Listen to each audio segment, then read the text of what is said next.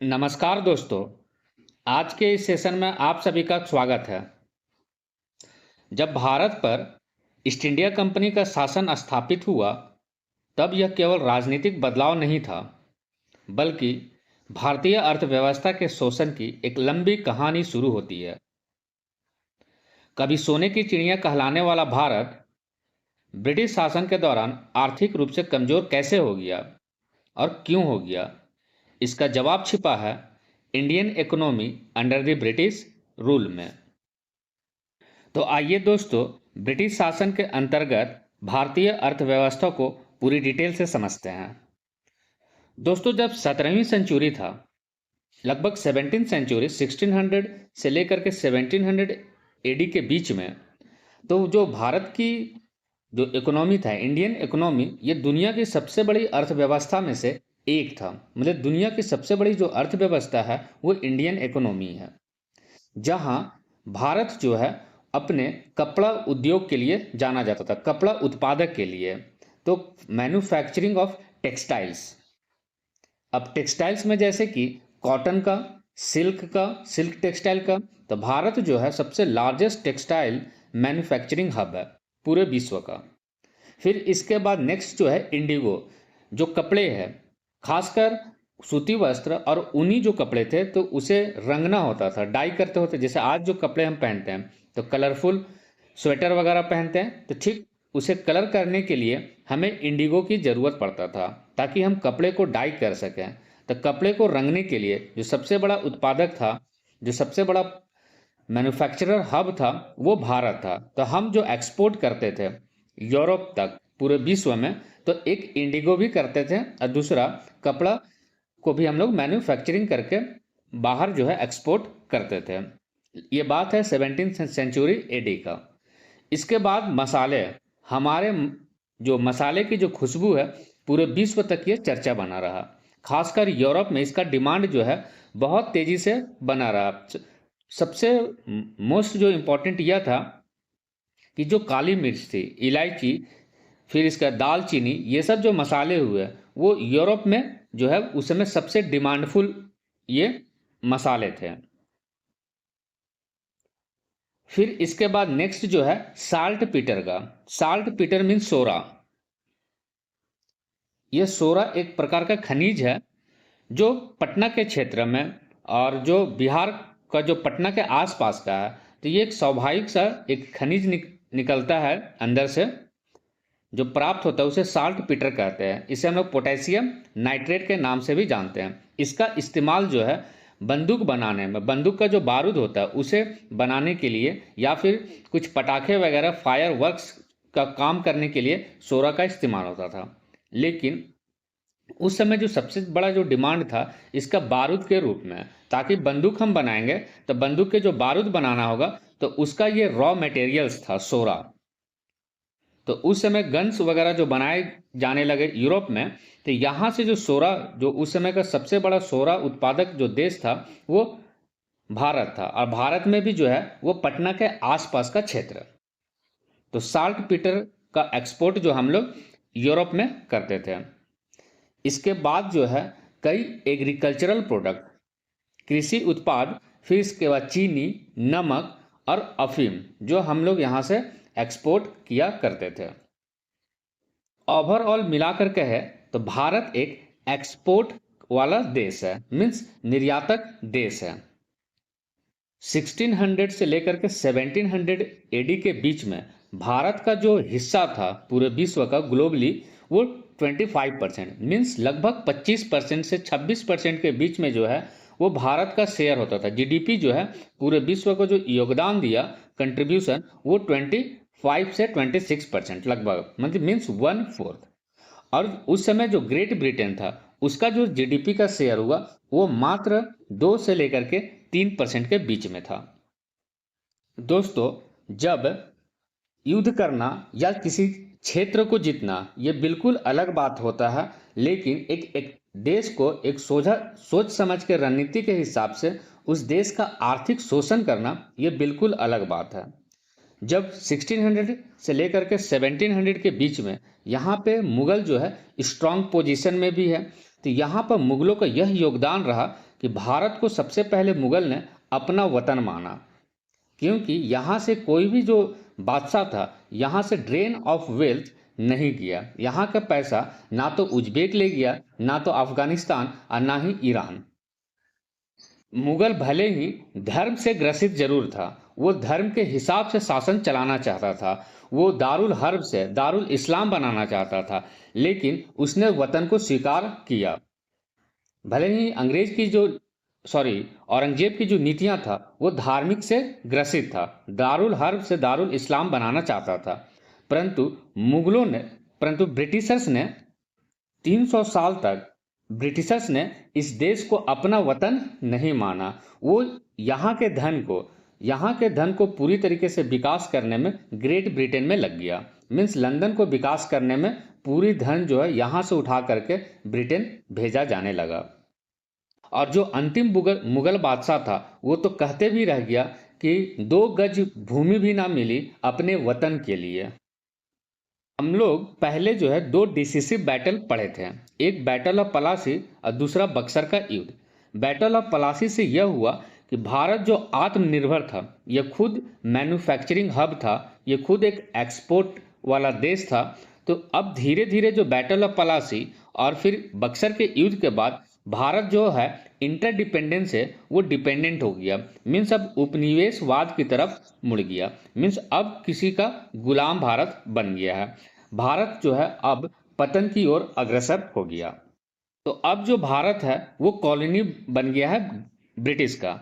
तो कॉलोनी का मतलब है कि किसी क्षेत्र का या किसी देश पर कब्जा कर लिया गया है और वहाँ का संसाधन जो है वहाँ बिना इन्वेस्टमेंट का, वहाँ बिना सोशल वेलफेयर का, उस रिसोर्सेज का इस्तेमाल कोई दूसरा करे तो उसे हम कहेंगे उपनिवेशवाद, कॉलोनियलिज्म।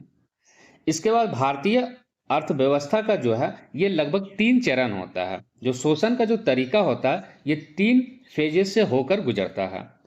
सबसे पहले इसे हम 2 भागों में बांटेंगे। पहला प्री कॉलोनियल स्टेज, जब अंग्रेज यहाँ आता है तो 1600 एडी से लेकर के 1757 मीन्स पलासी के युद्ध के तक हम रखेंगे इसे प्री कॉलोनियल स्टेज। और फिर दूसरा जो हम बांटेंगे उसे कॉलोनियल स्टेज, क्योंकि अब यहाँ से जो है सेल्फ रिलायंस है, भारत इंटरडिपेंडेंस से जो है अब वो डिपेंडेंट हो गया, कॉलोनियल स्टेज बन गया। उपनिवेश का चरण शुरुआत होता है। इस उपनिवेश का चरण को हम 3 भाग में बांटेंगे। पहला जो फर्स्ट स्टेज है इसे हम मर्केंटाइल फेज या फिर कमर्शियल फेज कहते हैं, और दूसरा जो है इंडस्ट्रियल कैपिटलिज्म, औद्योगिक पूंजीवाद के नाम से जानते हैं। जो कमर्शियल फेज है मीन्स यहाँ पे वाणिज्यिकरण अब शुरू हो गया। तो 1757 से लेकर के पलासी के युद्ध से लेकर के 1813 एडी के बीच में इसे हम मर्केंटाइल फेज कहते हैं। और फिर 1813 से लेकर के 1857 की क्रांति मीन्स 1858 तक में यह इंडस्ट्रियल कैपिटलिज्म कहलाता है, औद्योगिक पूंजीवाद। और इसके बाद जो नेक्स्ट है वो फिजिकल कैपिटलिज्म मीन्स 1858 के बाद भारत के आज़ादी तक 1947 तक इसे हम फिजिकल कैपिटलिज्म बोलेंगे, मीन्स वित्तीय पूंजीवाद। शुरुआती फेज में यहाँ पे भारत के पास जो है वो एक एक्सपोर्टर कंट्रीज है, मीन्स कहने का मतलब निर्यातक देश है। तो यहाँ पे मैन्युफैक्चरिंग हब है और यहाँ पे गुड्स एंड प्रोडक्ट्स भरा पड़ा है। तो भारत के पास गुड्स है, और जबकि ईस्ट इंडिया कंपनी के पास उसके पास प्रेशियस मेटल है, कुछ सोना चांदी वगैरह है, तो इसका एक्सचेंज होता है। मीन्स कंपनी जो है सोना चांदी दे करके जो फाइनल गुड्स है उसे सीधे खरीद लिया जाता है। फाइनल गुड्स जो तैयार जो प्रोडक्ट्स है उसे डायरेक्ट सीधा खरीद लिया जाएगा। मतलब भारतीय मसाले को, कपड़े को, कॉटन क्लोथ्स जो बना हुआ है, फिर डाइड जो क्लोथ्स है उसे हम खरीद लेंगे और इसे ब्रिटिश जो है वो ले जा करके यूरोप में पूरी तरीके से बेचेगा।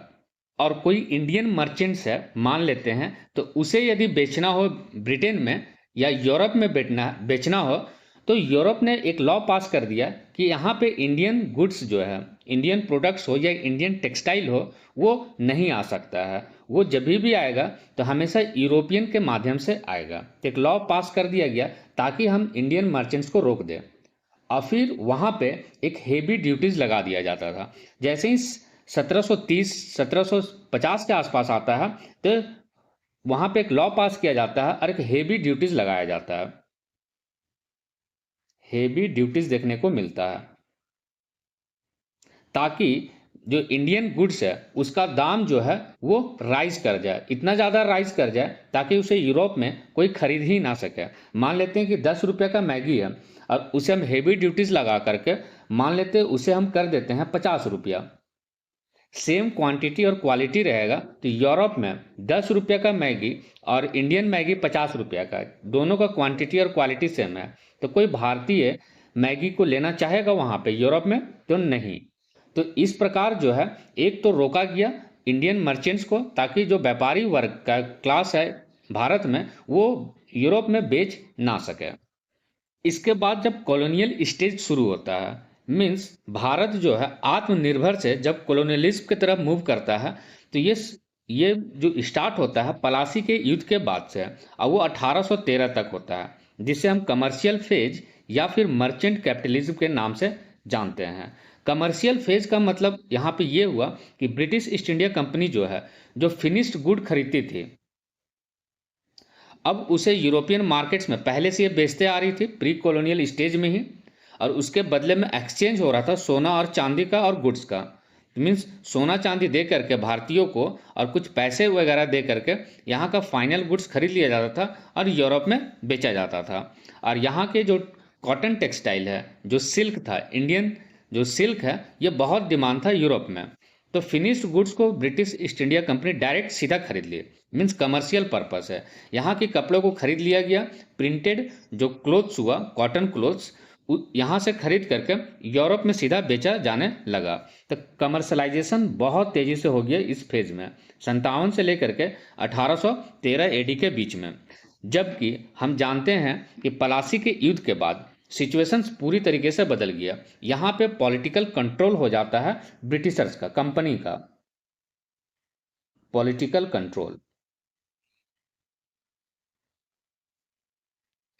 देखे थे हम लोग किस प्रकार बक्सर के युद्ध के बाद, मान लेते हैं 1757 में, तो यहाँ पे बक्सर के युद्ध के बाद जो है ब्रिटिश को तो अब दीवानी राइट्स भी मिल गया है, मीन्स रेवेन्यू कलेक्ट कर सकता है। मतलब यहाँ पे शासन जो कर रहा है तो अब अपना जो है रेवेन्यू कलेक्ट कर सकता है। 57 से लेकर के 64 तक तो इसे खरीदने के लिए जो फाइनल गुड्स था, इसे कंपनी खरीदने के लिए पैसे तो चुकाता था, लेकिन जैसे ही हमारा इलाहाबाद की संधि हुआ और बक्सर का युद्ध हुआ, अब उसके बाद तो यहाँ जो है ब्रिटिशर्स कंपनी जो है अब पैसे भी नहीं देना शुरू कर दी।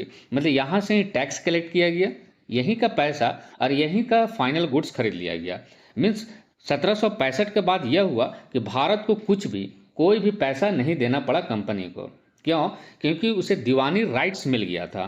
तो दीवानी राइट्स जब मिल गया तो यहाँ से पैसा कलेक्ट कर लिया गया। मान लेते 100 रुपया कलेक्ट हुआ तो 60 रुपया जो है ये फाइनल गुड्स खरीद लिया गया। मीन्स यहीं का पैसा, यहीं का फाइनल गुड्स खरीद लिया गया और फिर इसे यूरोप में ले जा करके बेचा जाता था। इस तरीके से धीरे धीरे जो है इकोनॉमिक डिस्पैरिटी हमें देखने को मिला। ब्रिटिश और यहाँ इंडियंस के बीच में जो मर्चेंट क्लास है, इन दोनों के बीच में एक बड़ा सा खाई बन गया। धीरे धीरे जो ब्रिटेन है वो अमीर होता गया और भारत धीरे धीरे गरीब होता चला गया। जब ब्रिटिश कैपिटलिस्ट लोगों के पास धन जो है अब एक जगह एक्यूमुलेट होना शुरू हो गया, मीन्स अब उन लोगों के पास जो है रेवेन्यू, अच्छा खासा पैसा आ गया। इस पैसे के वजह से ही यहाँ पे 1760 से लेकर के 1840 के बीच में इंडस्ट्रियल रेवोल्यूशन आ पाता है। तो भारत के पैसे से ही इंडस्ट्रियल रेवोल्यूशन की शुरुआत ब्रिटेन में होता है। औद्योगिक क्रांति से यह होता है कि पैसे का एक्यूमुलेशन हो गया, पैसे ब्रिटिश के पास आ गया, तो अब नए नए मशीन जो है नए नए आना शुरू हो जाएगा मार्केट्स में। अब पहले जो लोग हाथ से कपड़े बनाता था, मान लेते हैं कि एक टी शर्ट को बनाने में लोग कम से कम भी नहीं तो 7 दिन लगा देता था, लेकिन मशीन आने के बाद ये 7 दिन में लाखों कपड़ों को तैयार कर सकता है। तो इस तरीके से धीरे धीरे उद्योग आने से फैक्ट्री आने से ये हुआ, यह मशीन आने से कि धीरे धीरे जो है अब मैन्युफैक्चरिंग जो है वो ज़्यादा लार्ज क्वांटिटी में होने लगा, समय कम और मैन्युफैक्चरिंग ज़्यादा। अब जो उद्योग जो बनने लगा वो उद्योग पूरी तरीके से ब्रिटेन में बैठने लगा, ताकि यहाँ से कच्चे माल को लिया जा सके और वहीं पर क्या किया जाए कि अब जो है मैन्युफैक्चर करके पूरे यूरोप में जो है उसे सेल किया जाए। लेकिन भारत जो है एक बड़ा मार्केट बनाया गया। सेकेंड फेज जो है इंडस्ट्रियल कैपिटलिज्म के नाम से जानते हैं, औद्योगिक पूंजीवाद के नाम से जानते हैं। इसके बाद जो नेक्स्ट है इंडस्ट्रियल रेवोल्यूशन से यह हुआ कि एक नए नए मशीन सेटअप शुरू होना चालू हो गया। तो भारत को एकमात्र कच्चे माल का स्रोत बनाया गया। बस यहाँ पे सिर्फ जो है वो रॉ मटेरियल्स को ही एक्सट्रैक्ट किया जाए और फिर इसका मशीन्स के द्वारा तैयार किया जाए, और फिर इस मशीन के द्वारा तैयार किया गया गुड्स एंड प्रोडक्ट्स वो भारत में लाया जाए, क्योंकि भारत एक जो है एक बहुत बड़ा मार्केट बनाया जा सकता है, क्योंकि यहाँ पे एक लार्ज पॉपुलेशन है, तो मार्केट भी एक बेहतर बना सकते हैं हम। तो ब्रिटिशर्स या ईस्ट इंडिया कंपनी यह सोचा कि भारत को एक बड़े बाजार के रूप में बनाया जाए, और यहाँ जो है सिर्फ और सिर्फ कच्चे मटेरियल्स को हम कच्चे माल को यहाँ से एक्सट्रैक्ट करके और फिर से फाइनल गुड्स तैयार होकर के भारत में लाया जाए। तो जितने भी मशीन से बना जो भी गुड्स एंड प्रोडक्ट्स था वो जब भारत में आया तो एक ह्यूज क्वांटिटीज़ में आया, क्योंकि जब व्यक्ति खुद से काम करता था तो व्यक्ति को काम करने में समय लगता था किसी प्रोडक्ट्स को बनाने के लिए। मान लेते हैं कि उसे शर्ट या टी शर्ट्स बनाना है कि उसे बनाने में लगभग मान लेते हैं कि 7 डेज लग गया, लेकिन जब मशीन 7 दिन काम करता था तो वो लाखों की संख्या में टी शर्ट और शर्ट छाप सकता था। इसका मतलब यह हुआ कि एक ह्यूज क्वांटिटीज़ में भारत जो है यहाँ पे गुड्स एंड प्रोडक्ट्स आना शुरू हो गया। और इसके एक सोचा समझा रणनीति यह था कि एक फ्री ट्रेड पॉलिसी चालू किया गया। फ्री ट्रेड पॉलिसी होता सही है, दोनों के तरफ से होता, लेकिन एक one sided free trade policy था। एक तो सबसे पहले इस पर इतना हेवी ड्यूटीज लगाया गया इंडियन गुड्स पर, जैसे मान लेते हैं जो सिल्क वाला जो कपड़ा होता था, जो इंडियन सिल्क वाला कपड़ा होता था, इंडियन मुस्लिन, तो वो लगभग 37.5% टैक्स उस पर लगाया गया। और फिर इसके बाद जो कॉटन क्लोथ्स, जो हमारा जो कपड़ा होता था कॉटन, आज जितने भी ब्रांडेड शर्ट या टी शर्ट होता है वो कॉटन का ही मेनली होता है, तो प्रिंटेड जो कॉटन क्लोथ्स होता था उस पर 67.5% टैक्स लगाया गया। इस तरीके से किसी किसी पे 100, किसी किसी पे 200% और किसी किसी सर्टेन आइटम्स पे तो यह हुआ कि 400% का टैक्स, हेवी टैक्स लगाया गया। अब 400 हेवी जो टैक्स लगाया गया, मान लेते हैं कि 10 रुपये का मैगी है, अब इस पे हम 400 का यदि टैक्स लगाते हैं तो ये लगभग कितना हो जाएगा, 40-50 रुपये के आसपास बिकेगा। अब मान लेते हैं कि 50 रुपये का कोई मैगी लेना चाहेगा यूरोप में या फिर यहीं पे इंडिया में, तो नहीं। अब 10 रुपये का मैगी, अब क्वांटिटी भी वही और क्वालिटी भी वही। ट्रेड पॉलिसी से जो फ्री ट्रेड पॉलिसी था वन साइडेड, तो यहाँ पे हेवी टैक्स लगाया गया इंडियन गुड्स पे। इससे यह हुआ कि भारत जो पहले 17th सेंचुरी में जो एक्सपोर्टर कंट्रीज था, अब वो धीरे धीरे इंपोर्टर ऑफ गुड्स बन गया, अब इंपोर्टेड कंट्रीज बन गया। भारत जो है यहाँ मुख्य रूप से जो वस्तु का एक आयातक बनकर सिर्फ रह गया। अब भारत को एक बड़े बाजार के रूप में बनाया गया। अब भारत को सिर्फ और सिर्फ सीमित कर दिया गया कच्चे माल तक। यह जो रहा यह औद्योगिक पूंजीवाद रहा। किस तरीके से इंडस्ट्री जो है ये फायदेमंद जो हुआ, इंडस्ट्रियल रेवोल्यूशन, ये सिर्फ और सिर्फ यूरोपियंस को रहा, सीमित ब्रिटिश तक रहा, ये भारतीयों को फायदेमंद के लिए नहीं रहा। अब इसका जो इतना बुरा प्रभाव पड़ा कि जो हैंडीक्राफ्ट था, जो हाथ से जो लोग बनाते थे यहाँ पे हस्तकरघा, जो टी शर्ट्स हाथ से बनते थे या मसाले वगैरह, तो वो लोग पूरी तरीके से बेरोजगार हो गए। क्यों? क्योंकि जो यहाँ का जो उद्योगपति लोग था, अब वो लोग यहाँ से बेचना चाहता था तो उस पर हेवी ड्यूटीज लगता था यूरोप में। अब वहाँ पे जैसे ही हेवी ड्यूटीज लगा दिया गया, 40 रुपये का 10 रुपये का सामान अब वो 50 रुपये में बिके, 10 रुपये का सामान 40 रुपये में बिके, तो कोई खरीदना पसंद नहीं करता, जबकि क्वांटिटी और क्वालिटी सेम था। तो इस तरीके से जो इंडियन हैंडीक्राफ्ट्स है वो पूरी तरीके से ध्वस्त हो गया, वो सभी लोग जो है बेरोजगार हो गया। इससे यह प्रभाव पड़ा कि जो हैंडीक्राफ्ट था ये मूव कर गया किधर, एग्रीकल्चर के तरफ, ताकि हम जो है अब कृषि करेंगे। लेकिन कृषि पे धीरे धीरे जो है ओवर बर्डन बनना शुरू हो गया। अब यहाँ पे कृषि पर भी ब्रिटिशर्स ने एक नया चाल चला कि हम जो खेती करवाएंगे यहाँ, क्योंकि अब पॉलिटिकल कंट्रोल हो गया है। किस तरीके से हम देखे थे कि 1765 के बाद जो है अब वहाँ पे दीवानी राइट्स आ गया है। ब्रिटेन के पास, कंपनी के पास पॉलिटिकल राइट्स है। अब वो खुद यहाँ रेवेन्यू टैक्स कलेक्ट कर सकता है। तो यहाँ पे किसानों को जबरदस्ती वो फसल उगाने पे मजबूर किया जो कैश क्रॉप्स था। मीन्स उसका हम जो कमर्शियल पर्पस के लिए उगाया जाता है, मीन्स हम अपने फायदे के लिए सिर्फ और सिर्फ उन किसानों को कमर्शियल जो क्रॉप्स है उसे ही उगाने दिया जाएगा। मीन्स कहने का मतलब जैसे इंडिगो नील का खेती, कॉटन ताकि हम इससे कपड़ा बना सके, इंडिगो ताकि हम कपड़ों को रंग सके, और जूट, इन इन ये जो कमर्शियल क्रॉप्स है इन सभी को हम क्या करेंगे कि इसे हम व्यापार कर सकते थे। तो यह जो कैश क्रॉप्स उगाने जाने लगा अब जबरदस्ती करके, तो इसे कंपनी को बहुत ज़्यादा फायदा हुआ, ताकि वो कॉटन का इस्तेमाल करे और फिर वो कपड़ा बनाए और फिर इसका वो व्यापार करे। और जो भारतीय जो कपड़ा था उस पर हेवी ड्यूटीज लगा करके उसे उसका प्राइस को बढ़ा दिया जाता था, ताकि फिर उसे पूरी तरीके से वो ध्वस्त हो जाता था। तो यहाँ से यह हुआ कि फायदा हुआ। लेकिन भारत पे इसका बुरा इम्पैक्ट तो तब पड़ा कि जब फार्मर्स को कैश क्रॉप पे जोर दिया गया, तो वो जो खदान फसलें था जैसे चावल, गेहूं, दाल, ये सब जो उगाया जाता था इसमें कमी आ गया। अब वो उससे जबरदस्ती कैश क्रॉप उगाने को बोला गया।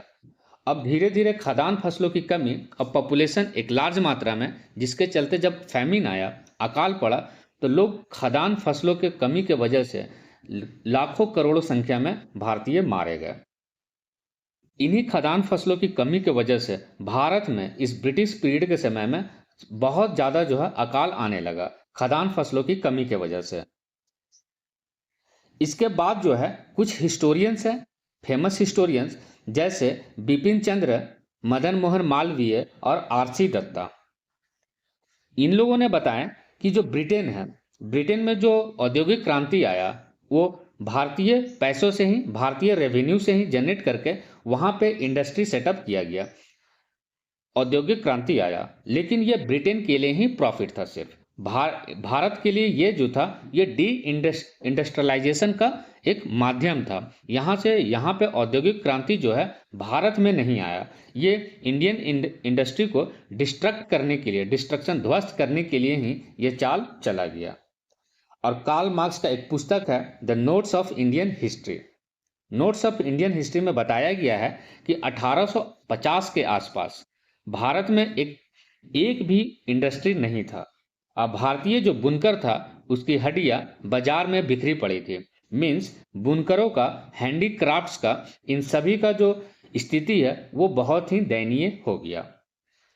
तो अब तक हम लोग यह देखें कि किस तरीके से फैला पहला फेज, जहां पे फाइनल गुड्स को खरीदा गया, फिनिश्ड गुड्स को, और फिर उसे यूरोप में बेचा गया, एक्सचेंज हुआ। लेकिन फिर 1765 के बाद फर्स्ट के बाद सेकेंड फेज जब देखें तो सेकेंड फेज में यह हम लोग पाएं कि अब पॉलिटिकल कंट्रोल होने की वजह से हेवी ड्यूटीज, यहाँ पे अब राजनीतिक हस्तक्षेप भी है। अब यहाँ पे मार्केट बनाया जाने लगा और भारत को सिर्फ कच्चे माल तक सीमित रखा गया। थर्ड फेज में जो है फिजिकल कैपिटलिज्म का शुरुआत होता है। फिजिकल मीन्स वित्तीय, मीन्स पैसे, पूंजीवाद। अब यहाँ पे वित्त जो है लगाना शुरू हो जाएगा, मीन्स पैसे लगना शुरू हो जाएगा। भारत, ब्रिटेन के पास इन नीतियों की वजह से यह हुआ कि एक ह्यूज कैपिटल जनरेट हो गया, भारी पूंजी का जमा हो गया ब्रिटेन में। यह जो फेज है 1858 से लेकर के 1947 के बीच में। 1857 की क्रांति के बाद अब महारानी के पास जो है अब कंट्रोल आ जाता कंपनी से हटकर, और ब्रिटेन में अब यह मतलब प्रेशर दिया जाता है कि यहाँ पे कुछ विकास की चरण शुरू हो, डेवलपमेंट वगैरह चालू किया जाए। लेकिन एक शोषण का जो तरीका था, एक नया माध्यम चुन लिया गया। विकास के नाम पर एक नया शोषण शुरू हो गया। इसमें यह हुआ कि भारी इन्वेस्टमेंट चालू हुआ। हालांकि जो भी हो, इस फेज में कुछ हद तक जो है डेवलपमेंट रहा, लेकिन जितना भी डेवलपमेंट था यह सीमित रखा गया इंडियंस के लिए, जबकि यह जो इसके पीछे का जो मकसद था वो ब्रिटेन का फायदा। इसमें जो है इन्वेस्टमेंट किया गया भारत में। क्यों? क्योंकि एक पूंजी जमा हो गया लोगों के पास, ब्रिटिश के पास, तो यहाँ पे एक इंटरेस्ट पे पैसा देना चालू हो गया। लगभग 5%, 10% जो है इंटरेस्ट देना चालू हो गया कि हम इतना इंटरेस्ट दे रहे हैं, इतना हम पैसे दे रहे हैं, तो उसके बदले में मुझे 5% का इंटरेस्ट चाहिए। अब यहाँ पे जूट इंडस्ट्री खुलना चालू हो जाएगा, कोल का माइनिंग चालू हो जाएगा, बैंकिंग सिस्टम चालू होगा, रेलवे का विकास चालू होगा और टी प्लांटेशन चालू हो जाएगा, जो 1839 से शुरू होता है टी प्लांटेशन। ब्रिटिशर्स अपने फायदे के लिए ये विकास की फेज को शुरू करता है, ताकि ये जो रेलवे डेवलपमेंट है यह किसी भारतीय के लिए विकास के लिए नहीं था। यह रेलवे में ऐसा नहीं कि भारतीय लोग बैठ करके कहीं जा सकता था। इस रेलवे का विकास करने के माध्यम से इसका दो मुख्य उद्देश्य था। पहला इसका उद्देश्य यह था कि जो आंतरिक जो गुड्स एंड प्रोडक्ट्स है, जो दूर दराज के इलाकों में जो गुड्स एंड प्रोडक्ट्स है या फिर रॉ मटेरियल्स है, उसे कोस्टल रीजन में ले आया जा सके। तो तेजी से डेवलपमेंट देखने को मिला इसलिए ताकि हम भारत के इंटरनल जगहों से, दूर दराज के इलाकों से हम कहाँ पे ले आया जा सके, बंदरगाहों में लाया जा सके, कोस्टल के क्षेत्र में। और फिर इस कोस्टल के क्षेत्र में पूरी तरीके से क्या होगा, रॉ मटेरियल्स आ गया। और फिर दूसरा इसका मकसद यह था कि जो विद्रोह हो रहा था, तो हम रेलवे के माध्यम से सेना को हम भेज देंगे ताकि उस विद्रोह को दबाया जा सके। इसमें कई बैंकिंग सिस्टम जैसे पीएनबी वगैरह खोला गया। तो इस तरीके से जो है बहुत सारा बैंकिंग सिस्टम खुलना शुरू हो गया।